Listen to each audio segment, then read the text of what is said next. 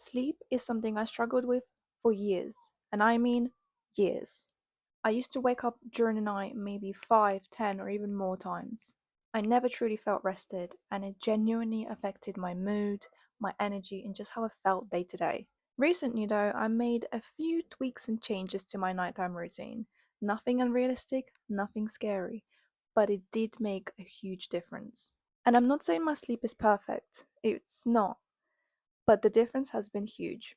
So, in today's video, I'd like to share what I did to fix my sleep in a natural way.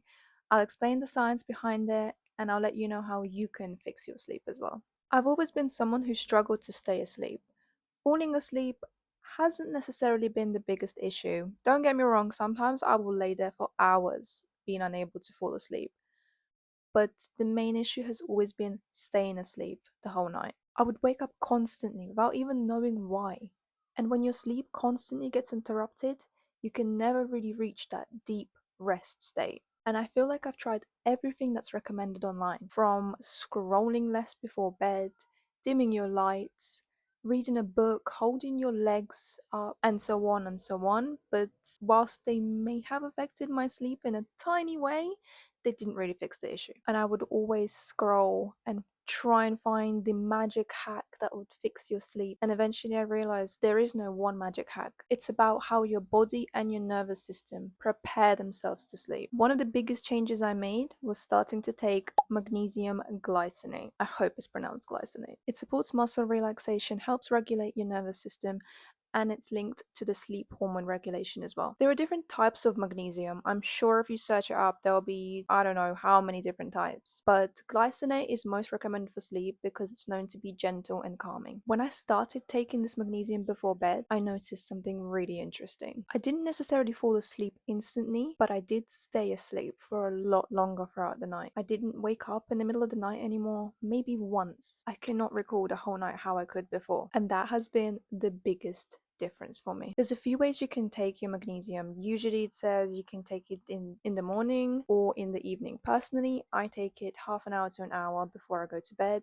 because I find that just works best for me. And it's really weird because as soon as I take it, about 20 minutes later, I'm starting to feel really sleepy. I don't know if it's placebo, but it really works. It almost feels like my body can actually settle instead of staying tense all night. Of course, supplements affect everyone differently. What works for me may not necessarily work for you, so it's best to do your research and work out what's best for your body. But magnesium is one of the most recommended supplements for sleep, and now I know why. The second thing that really helped me is actually very simple: chamomile tea. Chamomile has a natural component in it that's linked to relaxation and calming effect. But honestly, for me, it's not even about the ingredients, it's about the ritual. Making tea at night for me signals to my brain that the day is ending. It forces me to sit down, sit still, and transition into rest mode instead of going from a busy day scrolling straight to sleep. That's extreme. And also, I'm sorry, who doesn't love a cozy night in with a cup of tea? I think sometimes we underestimate how important mental relaxation is for sleep. You can be physically tired, but if your brain is still very active,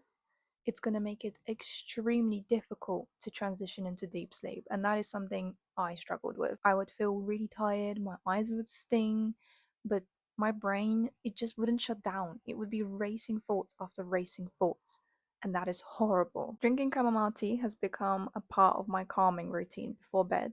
And to be honest, I actually do notice quite a big difference if I have my chamomile tea versus on the nights that I don't. The third change I made was just being more mindful about eating heavy meals before bed. When you eat something really heavy before going to bed, your body just doesn't slow down. It continues working and it's working really hard to digest that food. Digestion actually raises your body temperature and keeps your system active, which isn't the most ideal for sleep because you want your body to cool down for rest time. I try, in keyword try, because I'm a serial snacker, but I do try to have my last heavy meal 2 to 3 hours before bed. That gives my body enough time to digest the food, slow down, and get ready for bed. That doesn't mean I'm gonna starve myself.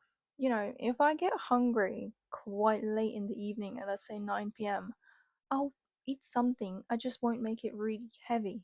I'll have something light, you know, maybe a little yogurt pot or some fruit, just nothing heavy. Since making this change, I do feel a lot more comfortable going to bed. I feel like I don't go to bed feeling heavy, and it makes a huge difference for how I sleep. I wake up a lot less, and to be honest, I wake up feeling light instead of heavy and puffed up. What I think make the biggest difference is not just one of these habits, it's combining them three altogether. Magnesium helps relax the body physically. Chamomile tea helps relax the mind, and eating earlier helps your body settle into rest mode. And together they create a full signal to your brain that it's time for bed. And sleep really is that transition, not just forcing yourself to shut down all of a sudden in the middle of doing something. My current nighttime routine is very simple to maintain. I don't believe in these extreme unrealistic nighttime routines, and also I'm quite lazy, so if I can get the easier route, that's the route I'll pick. Usually I'll have my dinner a few hours before bed, and then I start winding down. I'll turn off the big lights, I'll have my little cloud light on, which is barely enough just to see what's in the room around me, and I will do slower activities. For example, journaling, reading something, or watching something calm. Nothing too engaging. So leave the thrillers for the afternoon. And then I'll make my chamomile tea, which has become, to be honest, my favorite part of the evening. Just comforting and warm. And then lastly, right before going to bed, I will take my magnesium, and that's when I'll feel myself getting very sleepy. So nothing perfect, nothing strict, just habits that help me stay consistent in getting better sleep. Sleep is something that only improves through small, consistent habits, not quick fixes. These habits genuinely helped me feel more rested and balanced overall. If you struggle with sleep, you don't need to change everything today. Even adding just one calming habit to your nighttime routine will make a big difference in the long run. If you found this video helpful, or you struggle with sleep too, or you got any other tips for people who struggle, then leave a comment down below because I'd love to hear about it. And if you enjoy soft self-improvement and wellness content, then don't forget to subscribe for more videos like this.